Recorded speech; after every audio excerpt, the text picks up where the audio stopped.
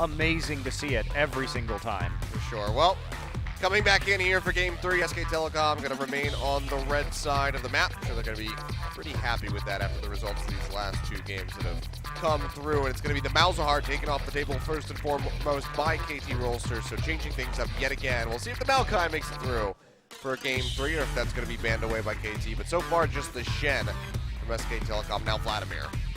Why is KT banning Vladimir? I don't know. That's interesting. Faker is 1-5 on that champion this season, and Fly, it's been one of his best picks. All right, well, Talia still coming through from SK Telecom. Don't want that in for Fly either. KT just need a hell of a first, but they need a game breaker. They need a playmaker from the mid lane especially. So I'm going to look to Fly, who's been capable this series, but not actually been the game breaker that he has been so recently. And it was Fly. You think about Fly versus Faker in spring, and it made sense this was a 3-0 to SKT. SKT were in a great run of form, and Fly was a very defensive mid lane player. Fly has been aggressive. Fly has been playmaking up to this series, and I guess it's another one of those stories where a lot of mid laners look great until they meet SKT, and let's see if Fly can break out of that trend. KT's going to first pick Gangplank, is what's going to happen here. Yeah, Karma gets banned away, so the GP is available for them if they want to first pick that. Of course, we could That's just see... why they banned the Karma, is because they're expecting a first pick GP, SK Telecom. Just see the Gnar yet again for Duke, if that's going to be the case. He will dominate in that 1v1 matchup in the top lane, much like he did in the last game versus the Echo, so it's still going to be really risky if somebody wants to pick that up first and foremost. I mean, here. it's either an R for a GP first pick here. KT is either going to try and punish that matchup in the 1v1 with Duke. Take Rek'Sai? No. Yeah, Gragas is still available. It's not the champions that have been the problem. I really don't agree with this. I think the Rek'Sai is not... We've seen great... What Blake is like 9-1 on Gragas. Oh, they lock it But in. he's been desperately poor on Gragas, and there are far more mechanics on it. So I think they're trying to get Blank off his comfort zone because you can play both sides of the Gnar versus GP matchup, and Someday has been excellent on Gnar. I agree that it's a risk, but that's the risk KT chooses. I think this is very odd from KT. Well, they're going to go for it. I mean, like Papa and Smithy was saying, like, even with that massive win rate for Blank on the Gragas, it's kind of in spite of his own performance. SK Telecom really bringing those games back around, despite how poorly he's playing in the early games. Going to be a nice early snatch up on the Tom Kench here for SK Telecom, though. They'll get the Sivir for Bang yet again, so going back to that pick from Game 1. Now we're looking for KT to show us an identity. The Rek'Sai, obviously the all-rounder from the jungle. Sivir Tom Kench, so not necessarily a powerful 2v2, but we know how that lane will act in the late game. Also, the Tom Kench can be insurance for a more risky mid lane pick for Faker, which may be possible with the last pick. Could also be insurance for a Gangplank if we don't see Gangplank taken in this rotation by KT. I think they're going to go for the Gnar maybe and try and punish Duke in the 1v1 if he is going to take the Gangplank in response. But we've already seen it so many times this season. Duke get triple solo killed in lane by even the likes of ADD and then come back as Gangplank. We know how strong 2-item Gangplank is, and that was always the story, but the 2 items are much cheaper, so even if you die in lane, you'll pick up the farm eventually and you'll power through. Well, looks like it will be Gnar, so no Gangplank coming through for Someday. He's going to try his hand at this, and then it will be Jhin for Arrow, something that we thought we were going to see from the get-go, now coming in here at Game 3. So they're taking the Jhin even without the Maokai ban because of the Gnar-Maokai matchup. So at least they can win in that matchup in the lane, which became increasingly punishing for the Gnar, in favor of the Gnar against the Maokai. And Gangplank will very swiftly be picked up alongside the Gragas for Blank. And of course you take the Gragas, because Gragas has one of the most reliable interrupts to the curtain call. It's been Jhin Gragas so often for KT. Now they actually have that extra tool, and it's not that much fun channeling the curtain call on top of the Gangplank ult either. And now the question is KT. We're looking for the mid lane. We're looking for support. You get the flash over the Yasuo here. Be pretty bold of Fly to go ahead and lock that one in. It looks like they might be exploring a couple different options. I think it has to be Victor. It's the safest blind pick mid laner they could take. Yeah, I agree. I think you have to grab the Victor here. It also provides even more zone control to protect the Jhin. Aurelion Sol is actually okay here too. If he wants to go for it, it does help gonna protect lock the this Jhin, and they're going to play mid lane Echo. Okay. We haven't seen a mid lane Echo in quite some time. It's not a denial pick away from the top lane because Gangplank's already drafted on the side of SKT. Really intriguing to see. Of course, the AP ratios have been consistently buffed for a very long time, but it's still a melee mid laner that needs ability power to start getting the wave clear down because the base value is quite low on the Q. And speaking of punishing mid laners, guess what? Cassiopeia is pretty good at punishing melee mid lane. It's also Faker's most undefeated champion. He's 6-0 on that. That's fun that he can have that stat, that title. Most undefeated, yes. He has quite a few of them, but now that his Zed was taken out recently, it's Cassiopeia 6-0. That's the most wins he has on an undefeated champ. And look, you already are going to just put down the poison and punish, considering changing to the buffed Kassadin. This is something that we talked about on Monday with 6:15 first coming in, was that Kassadin very well could make a return. It looks like it's going to be locked in, so we're going to get to see Faker on Kassadin. I actually think this is a great pick. I'm surprised we haven't seen Kassadin sooner, but against especially the Bard and the Jhin. Like, if this Kassadin gets fed, he's going to one-shot the Bard before Bard can do anything. And Arrow will just be a sitting duck in the back lines as well. Now, SK Telecom, not the tankiest team composition, but if you want late-game damage, this is going to be it in spades. So Fly and Score are going to have to work together early to shut down Faker. And we'll see if they can actually accomplish that goal. I mean, the magic damage shield is going to make you so safe in the mid lane against the Echo in particular. I just can't see the assassinations coming through. Now they have a Rek'Sai, so pre-6, maybe you can get some work done. It honestly depends what this build is going to be from this Echo. I don't know if, do we know for sure that this is going to be a pure AP build? It could be a Sheen build, and in that case, actually, it could be punishing with the Tiamat from the Rek'Sai. When we saw mid lane Echo last season, it was Sarsen, and he did go Iceborne Gauntlet, which was the tank build at the time. Trinity Force also would do decent damage to Kassadin, but then why Echo mid as a blind pick? Kind of has to be. It does overload you in physical damage, but we'll have to see. Maybe this will be an adaptation as a result of the Kassadin pickup. Possible. Well, Fly's definitely going to have to do something differently because that Varus pick from Game 2 just didn't work out. So now going to be coming in with Echo, something back in the mid lane that we haven't seen for a long time, and Faker on Kassadin running the Ignite. So has that mobility off the R, so he's going to go full aggressive. We'll see if he can come up with some nice flashy kills in the mid lane. Let's go ahead and get right into potentially our last game of this set, KT versus SK Telecom.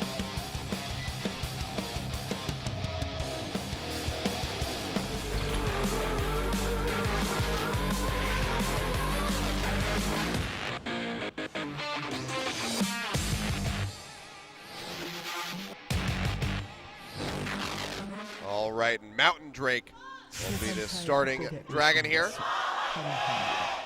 SK Telecom fans certainly excited as they are potentially about to witness SK Telecom earning their way to yet another final in LCK. And the World Championship, too. Doesn't stop there. This is a very important game for SKT. Get that guarantee of spending their... Do you feel the victory, Monty? I am not feeling KT's victory today at this stage of the game. And as we take a look and listen to Sunday, well, Faker is 8-2 all-time on Kassadin. And Kassadin, this patch had the couple of buffs. Now, maybe level 1 on the Q has been nerfed, but does quickly get to a higher value just on the damage on Q, and then less mana cost on the E. Mana cost synergizes with damage because you can potentially get those extra ults in on the Kassadin. So multiple different ways Kassadin, even more of a late game terror on 6:15, and was seeing play in other regions already.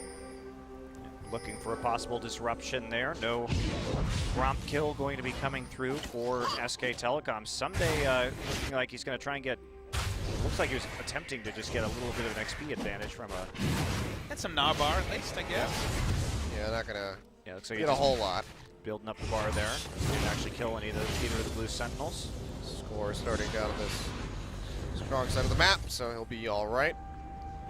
Go over to the Krugs, then work his way up through the red buff by the look of it. I'm sure if he'll want to go for any invasive plays on this Rek'Sai, but we'll see how Blank is going to fare now back onto this Gragas. He hasn't been able to get his hands on for these first two games. Has been going on the Rek'Sai. Game 1 a bit rough, but game 2 he brought it back in a very big way, and as you mentioned, Monty, pretty much deserved the MVP. Kind of got robbed out on that one. Yeah, the question here is what's going to happen, because KT should theoretically win all 3 of these lanes. They've got very good early lane matchups. They switched into a super powerful 2v2 lane in the Jhin and the Bard together for early damage to try and... Oh boy, Johnny. You spotted out Wolf coming in from behind.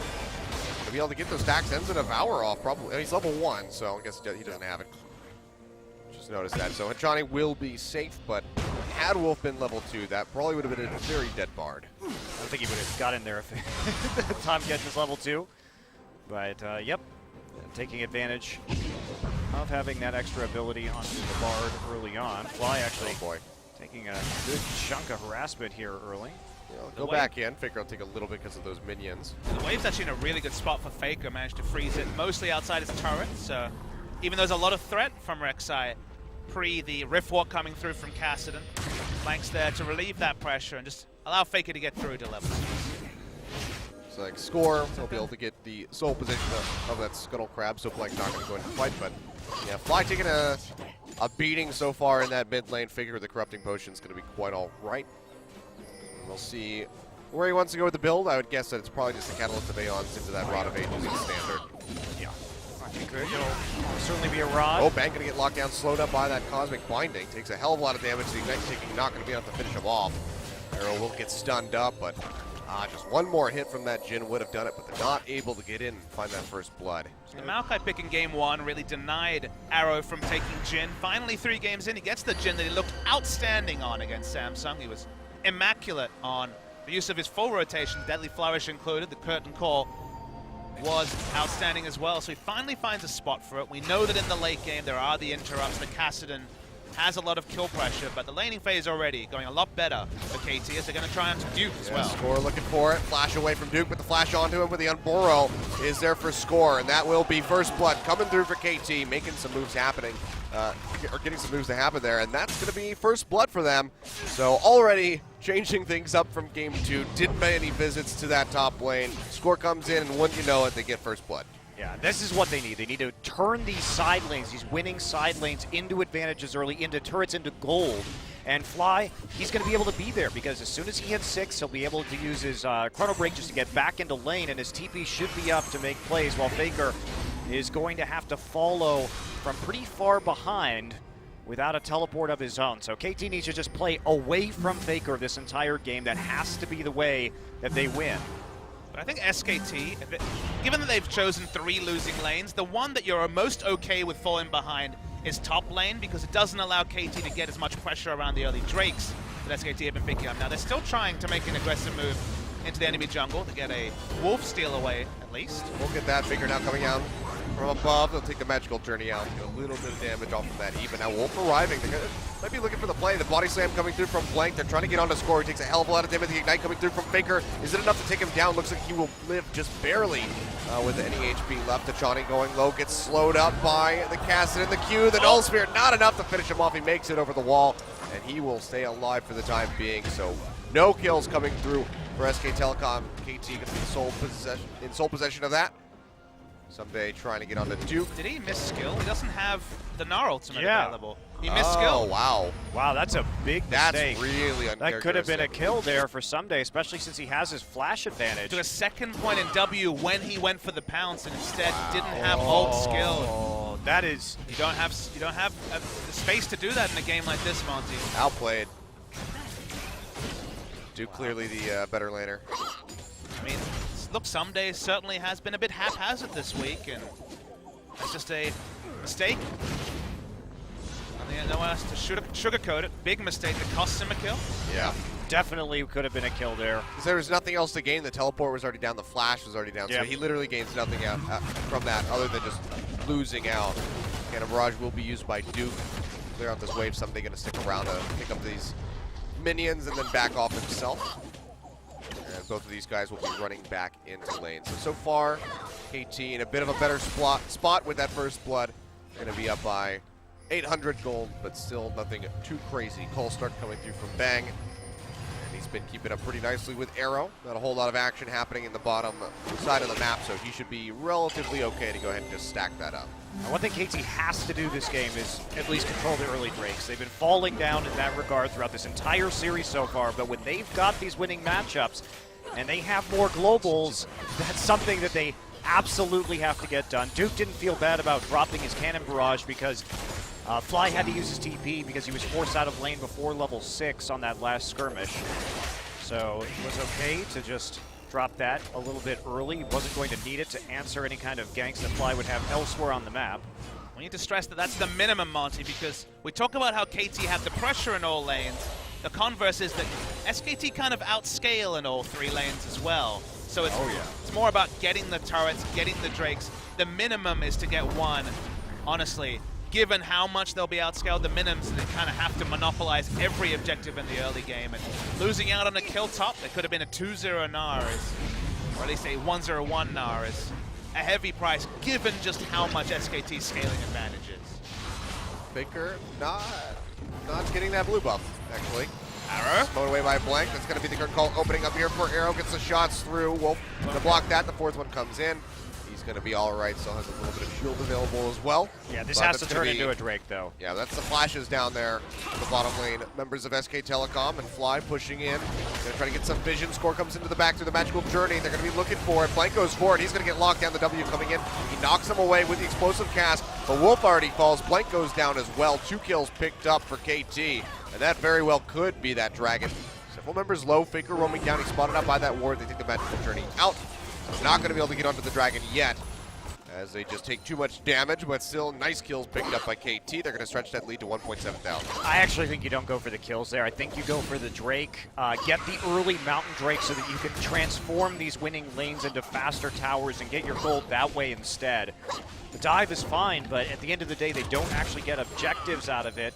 Healthy gold lead for KT, but I think the Drake is just worth it because you want to, bear with me, the Mountain Drake helps you take the towers quicker.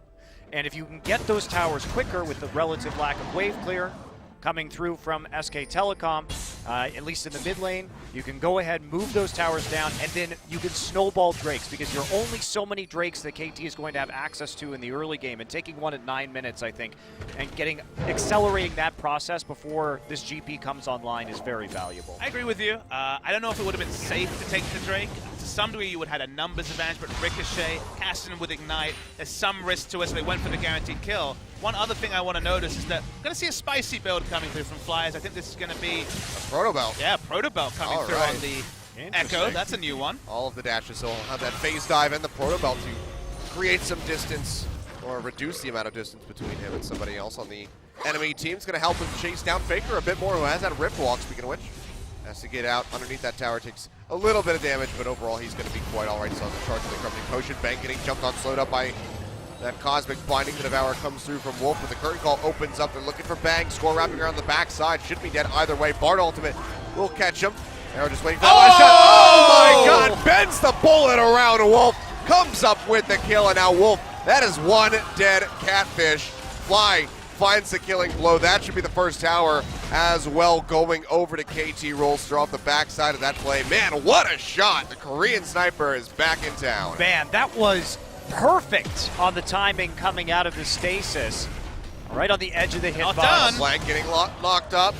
W not going to connect as he flashes away, so he'll stay alive for the time being. But man, KT, they are just putting their foot down on the accelerator of this game. Well, that said, though, again, the scaling from SKT cannot be denied. Yes, it's a huge lead, but this can vanish very quickly if SK Telecom is given enough time to get into the late game. And if you notice the one objective they continue to not pick up, they get the first brick, they take that first tower, but they still don't pick up a Drake. KT have been so immaculate on the early game in games 1 and now game 3, but continue to look past the Drake. That again has kind of been their story, is wait for this last shot. That's such a small window. That was, it could not have been more perfect. It was about a 1/10 of a Teemo to get past that top bench, and he did it. That was a beautiful shot coming in from Arrow. I mean, he got to show off these Jhin skills 2 days ago. He's going to do it again here in this third game. And right now, KT, a pretty substantial lead for 12 minutes, looking pretty strong Haven't been able to pick up that Mountain Drake yet, but did get that first turn of the game. If they can keep the ball rolling, we very well could have an actual series on our hands instead of a 3-0 shutout by SK Telecom. And getting Duke away from the tanks that can really deny picks like Kog'Maw and the Jhin, I think has been really helpful because Gangplank is potential fodder for a fed Jhin in teamfights. 5-0 would be a really nice way to kick things off. Proto Belt Echo, here we go. All right, yep, hasn't completed. It's going to go in for a bit of a trade onto Faker, who's just going to jump back. Still working on that Rod of Ages for him. Has the Dark Seal as well, but hasn't been able to get any stacks on that as he hasn't been able to participate in any kills. As SK Telecom has none. Well, this is the most frustrating lane a jungle could ever gank. Proto Belt Echo and a Cassidy. You're just like, yeah. Oh, you can handle it. I'm all right. I'm not going to gank You guys are in it for the 1v1. Score roaming up top. He's going to find Blank in the brush.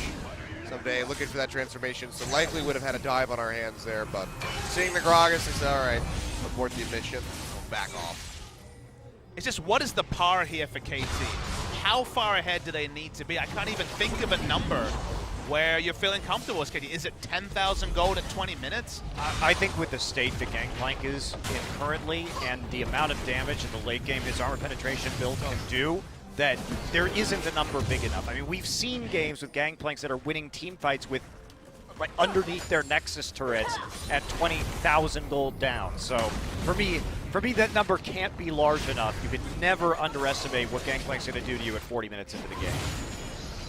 And if there's a world where Arrow continues to outscale his opponent or get multiple armor penetration items early, doesn't really matter if Kassadin is able to one burst him if you just start the fight getting 2, getting 3, and Jhin just dying incidentally afterwards. So there's something to be said about going for that armor penetration build, really applying pressure. Again, game 1 and game 3 have gone pretty much the same at the start. It's just, can KT get the more difficult objectives after picking up the first? Because it seems like Drake is just not something they even consider.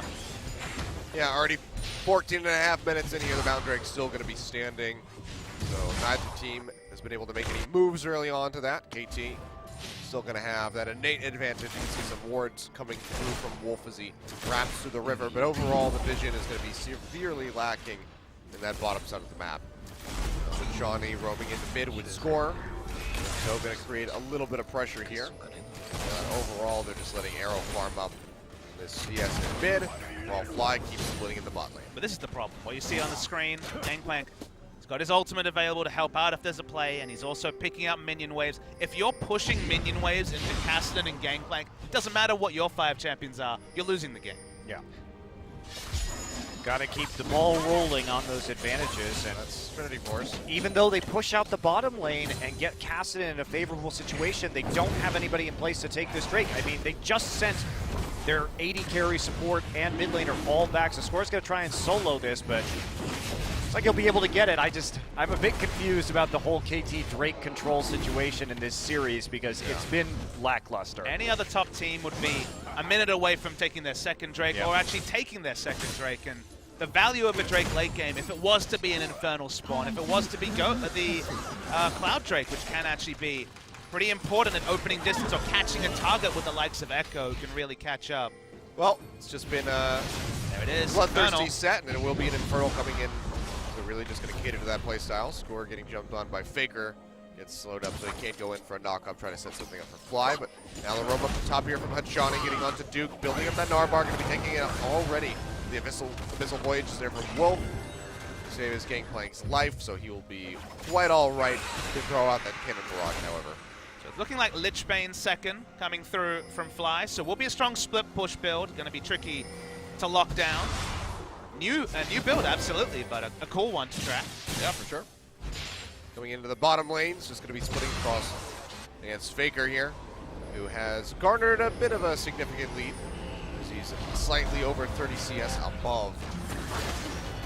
This Echo in mid, Score coming over the wall, get the flash out of Wolf. They throw out the Bard ultimate. Really deep. Yeah, pretty risky. The W not going to connect. They open up with a curtain call, but I think he kind of just canceled this one out, and Arrow will after firing off one shot, so he'll get the refund coming through. And Bang shows up in mid, so he'll just go ahead and peel back. KT really trying to get deep into the enemy jungle and force this GP off the turret so they can take it right now. Still pretty healthy. Yeah, it is still pretty healthy. Yeah.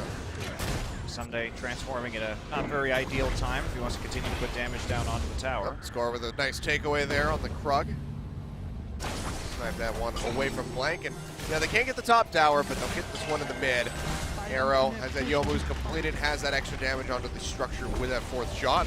They'll be able to knock it down, so can't make the proactive play that they want to in the top, but they make up for it in mid. Now Blank getting jumped on. He just absolutely vanishes. The crit coming through from Arrow just pops him down, and this is looking a little bit more like game one. I gotta say that the Rek'Sai takeaway is looking better and better because the map sense that Blank had with the Rek'Sai Tremor Sense seems to be trumped with the map sense. Even if you're Gragas with all that mobility, he's, certainly not been the same Blank this game that he was in game one. Yeah, now Curtain Call opening up. They're gonna try to get on the Wolf. Fire off, get a little bit of damage in, but can't really find a kill. Also worth noting, though, it's not just about the champion. I'm less convinced than you are, Papa Smithy, because it is hard to jungle when you have so much pressure on your lanes. And that is the composition that SK Telecom has intentionally opted into. So part of it may be that, but part of it is definitely the fact that KT made an adaptation from Sivir Taric, which is just bad at laning, into Bard Jhin, which presents so much pressure in a 2v2. But consider this same draft with Rek'Sai. You're still going to have the same mind of defensively covering bad lanes, and you're going to have more information to do it safely. So I think the Rek'Sai fits the draft of SKT better. Is it the actual game breaker? It's obviously hard to say conclusively, but I think it's contributed to KT because even Score looks more comfortable on the Rek'Sai. Certainly is a impacting factor here for KT's success. 6-0, and now going to be up pretty heftily. See the very aggressive build coming out from Score as he's just going to be looking to complete that Hydra here. Everyone's squishy on the side of SKT, so kill them now before all the items come in, and that's a much more difficult proposition. Yeah. Speaking of killing them now, it's going to be Rift Herald going over to KT as they start this one up. Someday joining with his team. Yeah, he's got the Frozen Mallet completed. He can really work through Duke. See where he wants to start moving with the build path after this. Probably going to be opting in for the team fights, where Ultimate Use will catch Blank and Wolf. Don't really want to follow up on that. So this is the maximum value you can get from the Glimpse of the Void. Taking it 1930 means that buff will be persisting till 39:30. The last game ended at 25 minutes. Oh boy, Bang way too far forward, gonna get caught out. The bullets coming through from the Curtain Call. Now Score getting knocked in with the explosive cast. They should be able to finish off the right side. He flashes the wall, the Ignite ticking. Faker goes over with a Rift Walk and is able to take him out. So SK Telecom finally put a kill on the board. Now had Johnny in a bad spot, taking a bit of damage. Faker's gonna go in deep, gets rooted down, but no, the Devourer is there from Wolf to save his life. But now SK Telecom can't really go for that tower, so they'll find the pick. Nothing more, but they are able to save Bang's life in the end. I don't know if Fly has the ward coverage to actually push aggressively into an inner turret, so he'll back away. SKT will match the mid lane turret, take it down. Killing a turret, there's a TP. That's going to be the double TP coming through. Fly and Someday both arriving. No Bar built up as Someday gets on a Wolf, but he should be able to work him down very quickly. Devourer will come through, but one more hit will do it. There it is. Pretty much the solo kill coming in for the Gnar now. That's going to be the Void Rush coming through from Score as they look for Faker. He's wrapping around the backside. Tunnel system comes through. Faker, no flash available. So trying to rift walk as best as he can. Yeah, they're really committed for this. Fly coming in. Don't think you're going to catch him, guys. Just back off and take something else like that top tier 1. Yeah, actually the top tier, or the bottom tier 2 had already vanished, so Fly split pushing had been successful at adding more gold. They're going to trade 1 for 1 on this. Yeah, Duke is going to back off, see if they get another tier 1, so it would be 2 tier 1s here for SK Telecom and only 1 for KT, plus they committed 2 TPs to only kill Wolf. So overall, pretty much the best case scenario there for SKT. Yeah, definitely. It actually ended up really good for SKT. So KT just going a bit too ham, trying to catch that very elusive Kassadin. And see, Faker's going to match with the Lich Bane in his inventory as well. And there was no way they could do a Baron off of that either. Just absolutely no way. Not at 20 minutes, KT making the right call. They tried to get Faker. They at least got a tier 1 off of that. Unfortunately, Duke already in the split push is able to answer back, but they don't have a tank. With the way the Score has built, with the fact that they have Hachani here on a Bard and Someday with a Frozen Mallet, like the threat of Kassadin coming over and just deleting your entire team is too high. Well, who needs tankiness when you have damage?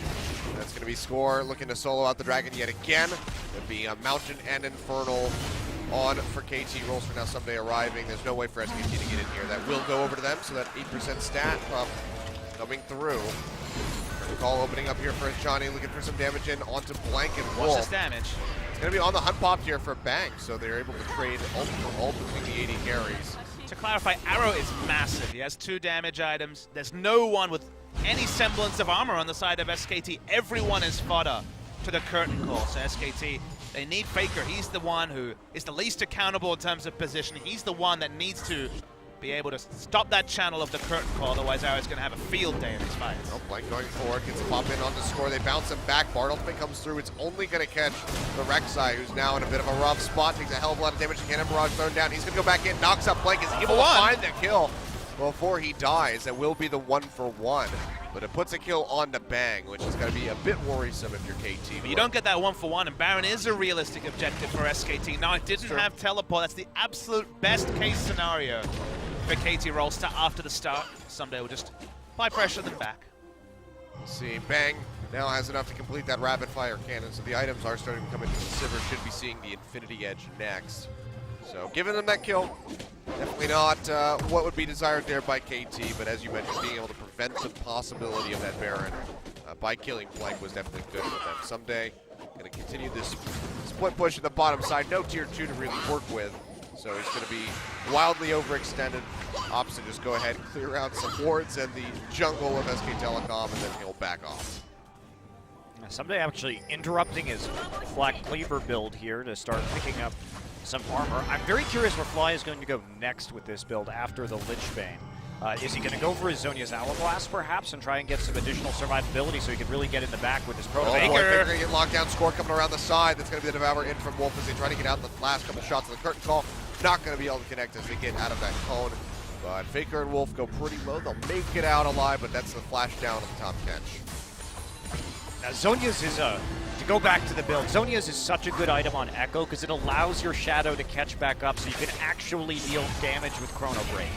So I hope that's what we're going to be seeing. That's a possible next item from Fly. Well, right now he's got that split push going on, so he'll be able to stick around. One more hit will do it. There it is.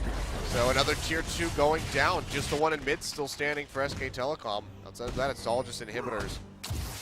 So their base has definitely been getting steadily cracked over and over again. 5-2 in the turret count.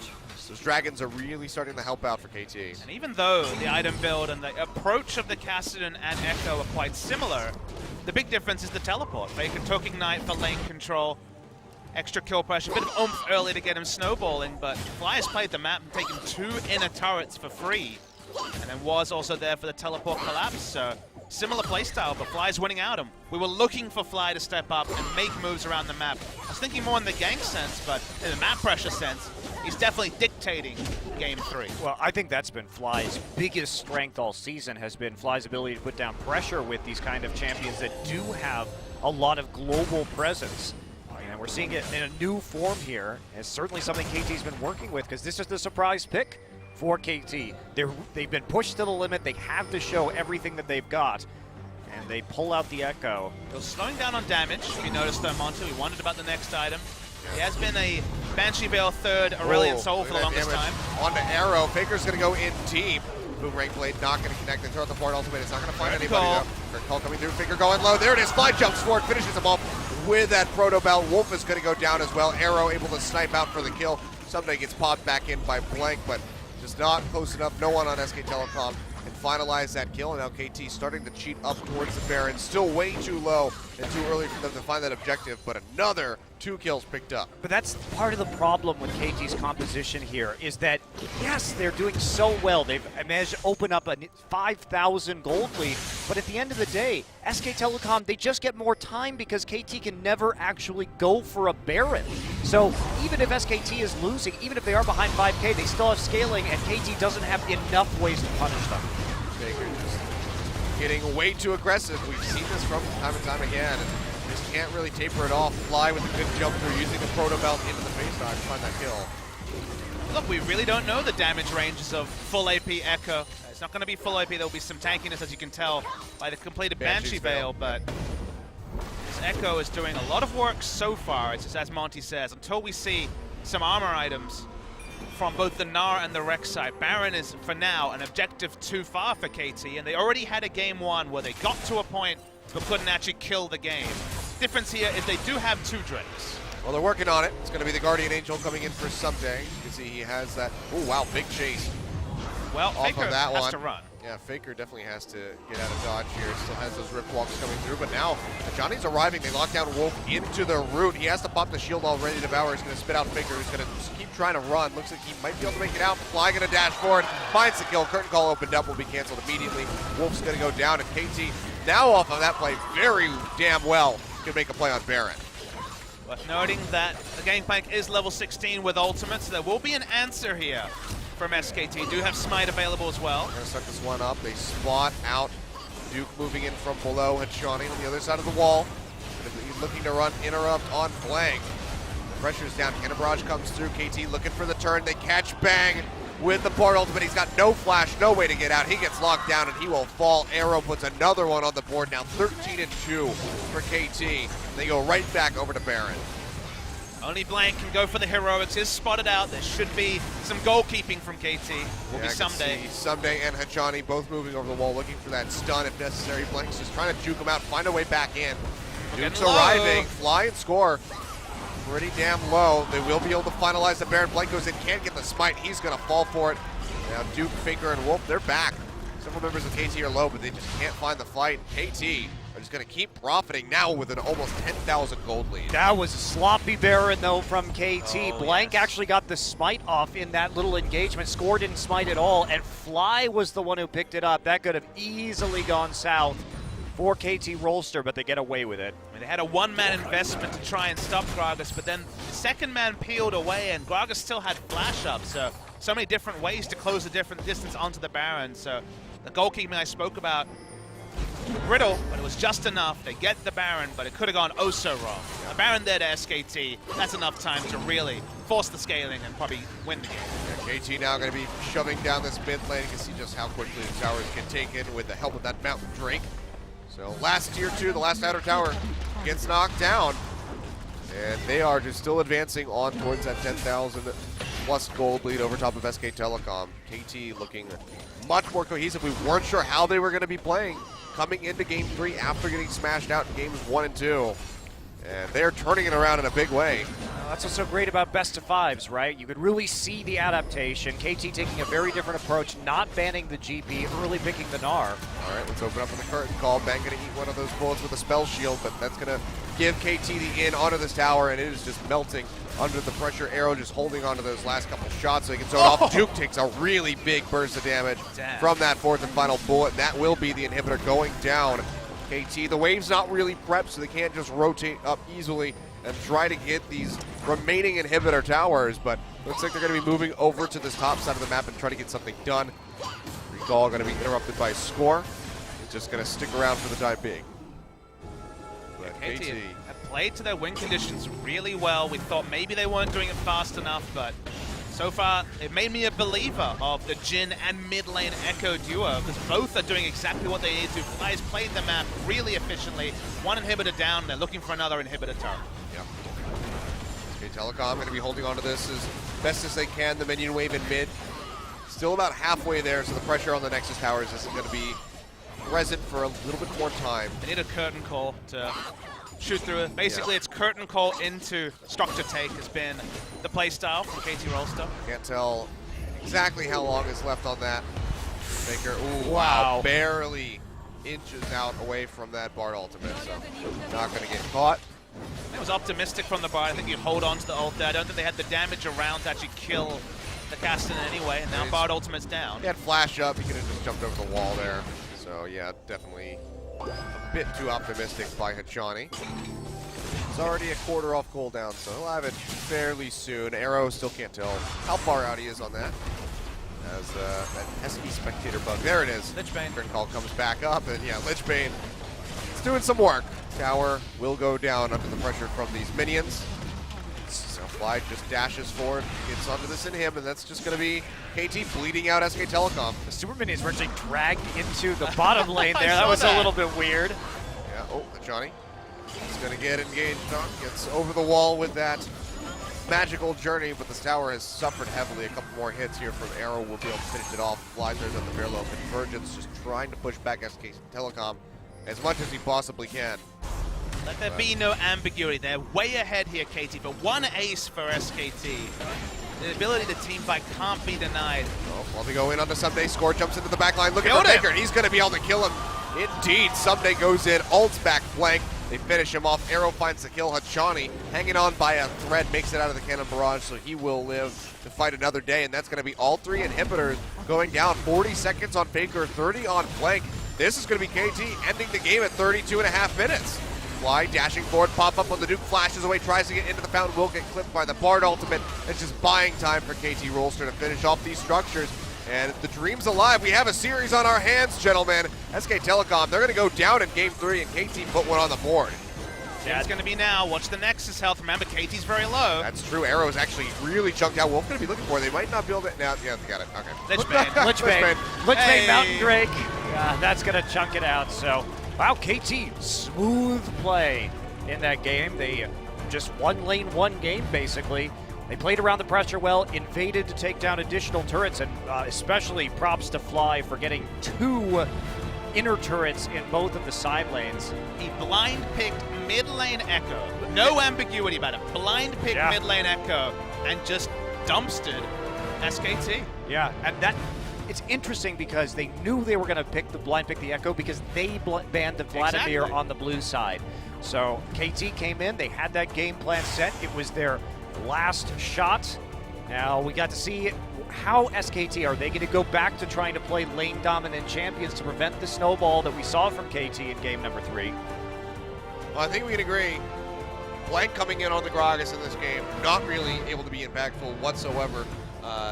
Not a lot of gank pressure there, not a lot of ultimates leading to picks. I mean, SK Telecom, they barely got any kills. Again, what was he supposed to do? He was in a situation where all of his lanes were constantly pushed up and he was getting invaded. There wasn't a chance for his allies to even help him. So any jungle you pick, that's going to be a rough situation. Kassadin not really working out. You can see the Gragas almost doing more damage than that pick in the mid lane. So it's going to be back to the drawing board for SK Telecom. Suffer a loss here in the series. So KT Rolster got to be feeling pretty good about that, but definitely not the time to get complacent, get overconfident. They still need to approach this with a level head and try to continue this as they work towards the reverse sweep. We're going to get ready to go to a break, though. See you guys in a few.